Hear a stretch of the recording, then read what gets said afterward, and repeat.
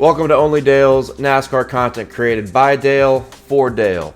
I'm Dale Tanhart, and I'm giving you 3 reasons why Dale Earnhardt Jr. will win another NASCAR race. First and foremost, the competitive spark returned. Leading up to that race, after what we saw in 2021 and 2022 at the tracks of Martinsville and Richmond, you kind of just felt like Dale Jr. was just going to be there. And that is actually something he said. He was just worried about kind of being there because that's what his last 2 Xfinity starts essentially were. But when the car was good, Dale Jr. I think would have put everything out the window in order to win that race because that level of competitive spark returned when the race car was fast. He was moving through the field. He was leading laps, something he didn't even expect when he was so scared to miss the race, which I didn't actually think was possible. I think he was going to be fine, but they made the race. They qualified right outside the top 10, and they went straight to the front. They had a winning, capable race car, and I think when Dale Jr. felt that that was achievable, when they were leading laps,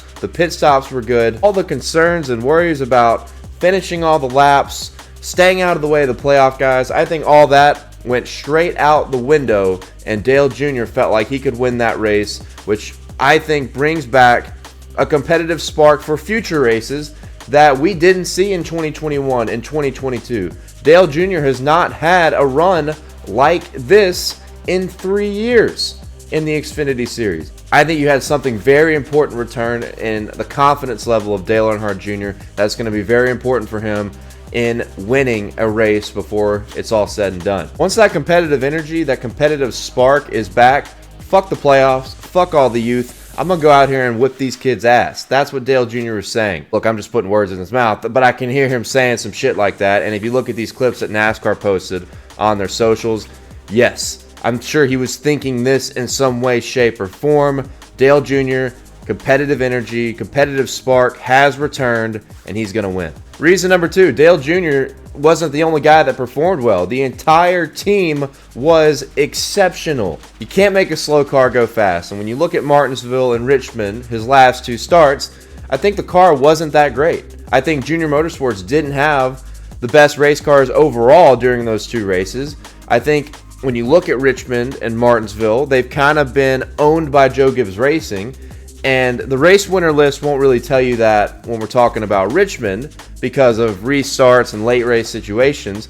But long run speed and raw speed, Joe Gibbs Racing has been better since 2021 at Richmond and Martinsville. The car prepared by Jason Stockert on that Friday night in Thunder Valley was on rails. It handled well. It was fast as fuck. Teammate Justin Allgaier probably had the car to beat, if not right there with Dale Jr. Junior Motorsports has been great at Bristol entirely when you look at the last 5 years or so, and Dale Jr.'s car was no exception. He was really fast, he was really confident, and not only that, the pit crew was amazing. They took the number 9 pit crew from my guy Chase Elliott up in the Cup Series, and they performed exceptional. This bodes super well going forward because if we stick with Taylor Stockert, a longtime Junior Motorsports guy, on top of the box, you're hoping, you're feeling that he kind of knows what Dale Jr. wants as they approach their 3rd start in Homestead, Miami, and he's going to bring him another rocket ship like he did in Bristol. And when we talk about fast cars, Homestead, Miami has been a great Junior Motorsports racetrack for the last 5 or 6 years. Just get the win now. Let's go to Homestead. Let's get the win. Let's not even worry about 2024, right? We don't know when it's going to be over. We see these tweets with Kelly Earnhardt, and they're going back and forth about next year might be the last time he gets in an Xfinity car. Fuck all that noise. You win at Homestead, I'm good for life. Anything else is just a cherry on top. The cars are fast. Gotta think the rapport with Taylor Stockert is grown. They're going to go to Homestead and bring another good race car. I'm very confident in that. And the 3rd and final point, Homestead is the right place for Junior's winning race. As I just said, Homestead's been a great track for Junior Motorsports. You remember all the laps that Noah Gragson led in that number 9 car?